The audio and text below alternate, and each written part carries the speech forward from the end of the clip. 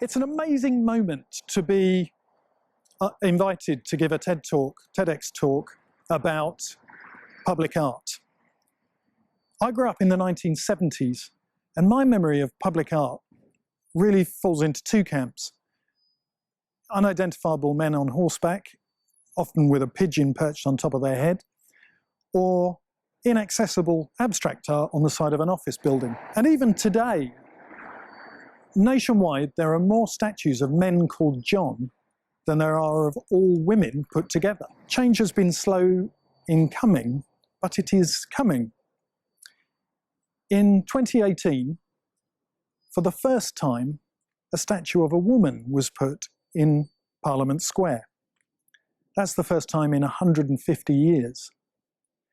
And the artist who made it, Gillian Waring, became the first artist to make a sculpture in Parliament Square. And rather spectacularly, just a few weeks ago, a statue came down. On the 7th of June 2020, Black Lives Matter protesters spectacularly tore down a rather beautiful bronze in a frock coat and wig of a 17th century slave trader. And they unceremoniously dropped it in the dock. Of course, there are many different views of the rights and wrongs of throwing art into docks. And immediately after that happened, and it was reported all over the world, there was an explosion of debate on social media, a lot of it very toxic. And one point of view was often repeated, and it really caught my mind, and it was this idea that statues equal history. So people were opposed to the removal of statues because that equated to the deleting of our history. Now, as a sculptor, I rather like that idea. The idea that I could, with my hands, with clay, I could create a piece of history. But of course I can't. Statues aren't history. They represent who or what we once chose to honour. They are not the past in themselves. So statues aren't history, but ironically, the way that this one was removed was very powerful and probably is historic. And it's because of this idea that statues equal history that powerful people throughout history have erected statues to themselves.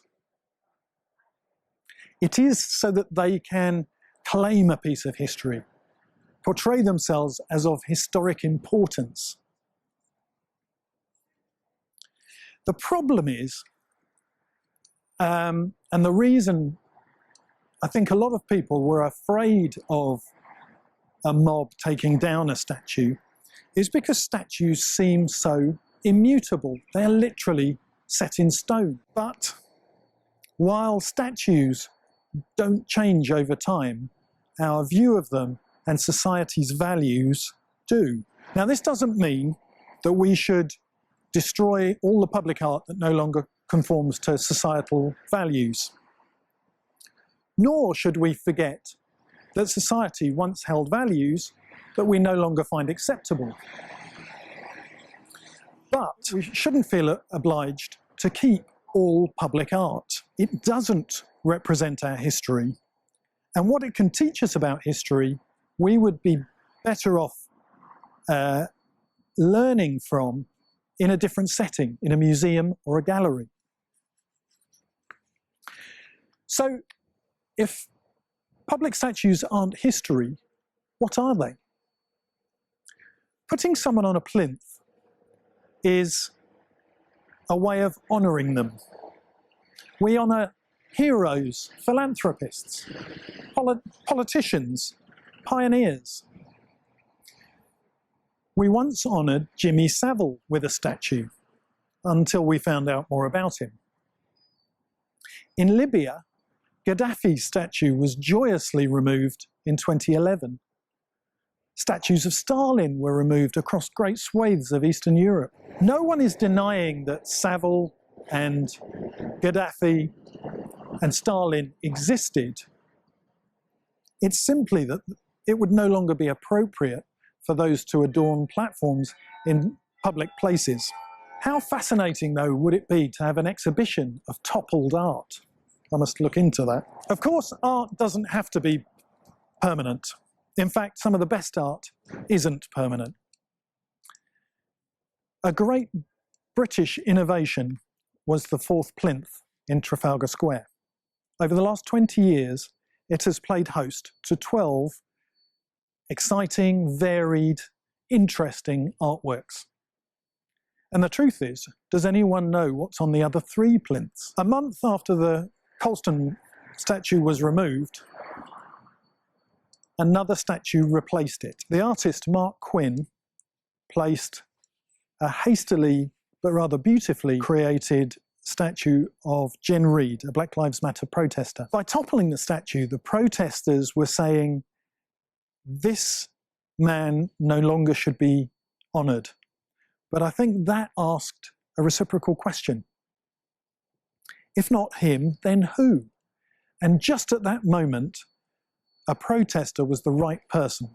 It didn't matter at all that it was only there for 24 hours. In the age of Instagram, 24 hours is plenty long enough. So over the last few weeks, this debate raged first on news channels and then on social media, but mainly in negative terms. People, well, the government put a box around Churchill. It was derided as erasing history, as a culture war. I don't see it that way at all. Not only is it not a battle in the culture war, it's not even an argument between two neat groups. I prefer to see this as society as a whole coming to terms with a new way of seeing public art. It's as though you'd grown up in a house with lots of paintings, but because they'd been there for your whole life, you'd stopped seeing them. They were no more than the wallpaper. But suddenly we're rehanging those paintings and we're seeing them with fresh eyes. And with that, we are finding we have an opinion about these different artworks. We don't all feel the same way about them. And as an artist, I've got to say that is really exciting. Among the art that I've been commissioned to create, I've created 2 bronze busts of remarkable women who would otherwise have been forgotten. Eglantine Jebb was the first. She, in 1919, created Save the Children, which became the world's largest children's charity. And she did that in response to the Second World War. The second was Christina Skarbek, who was born a Polish countess, but who became Britain's first female special agent in the Second World War. Both of them changed the world for the better, but had not been honoured with a public plinth. But public art can honour ideas and ideals as well as people. And this sculpture behind me, I hope, does that. I made it in response to the idea that children caught up in the present refugee crisis, children trapped in Calais, even if they had a legal right to come to the UK, that they shouldn't be allowed to, because that would encourage more to come. The idea that we could use children as a deterrent. I looked at what famous history there was, famous sculptural history there was in Calais. And of course, the most famous is The Burghers of Calais by Rodin. You may know it. There is an edition of this enormous sculpture right next to the Houses of Parliament in London. It's an amazing artwork, and it was commissioned to memorialise a moment during the 100 Years' War in the 14th century, when Calais was under siege by the English, and the English king, Edward, said that he would spare the people of Calais on condition that 6 of its burghers, its wealthy citizens, would submit to him and ceremonially hand over the keys to the city. Rodin captured that moment as he imagined it, with the 6 burghers walking to their certain death. In the event, they weren't hanged in front of the gates as they expected, but they were spared by the imposition of the English Queen.